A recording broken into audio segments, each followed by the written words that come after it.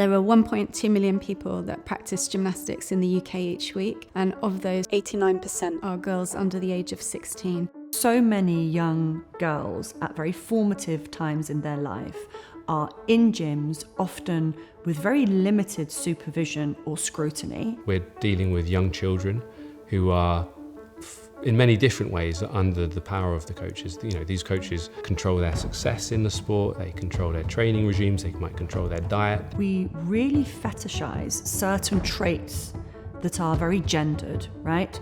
Being petite, being beautiful, being compliant. We are asking girls and women to make themselves smaller when what we need is, and what we should allow girls and women to do, is take up space and be bigger. Moving forwards, I'd like to see a much greater variety in terms of what athletes choose to wear, so that we move away from everybody wearing a standardized leotard that's cut to a certain height. The governance of gymnastics has historically excluded voices of athletes. It's the second most watched discipline at the Olympics, and that is capitalizing on the talent, and it's extracting the talent of women and girls, and yet their voice is absent in almost all decision-making processes. It's really important that gymnasts have a voice, and that's where safeguarding comes in, to make sure that they have that voice and that they can voice how they're feeling. Looking at the 2025 and 2026 British Championships, we've seen some big differences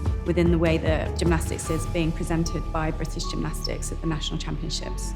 There's been a marked difference in the vibrancy and positivity of the atmosphere, and there's been a huge change in the way that participation has been focused on. I think we will look back at this time as an inflection point. If Survivor Voice has an opportunity to contribute its expertise, and if the government ensures that those systems are adequately funded, then we will be looking at a safer, fairer future for sport going forward.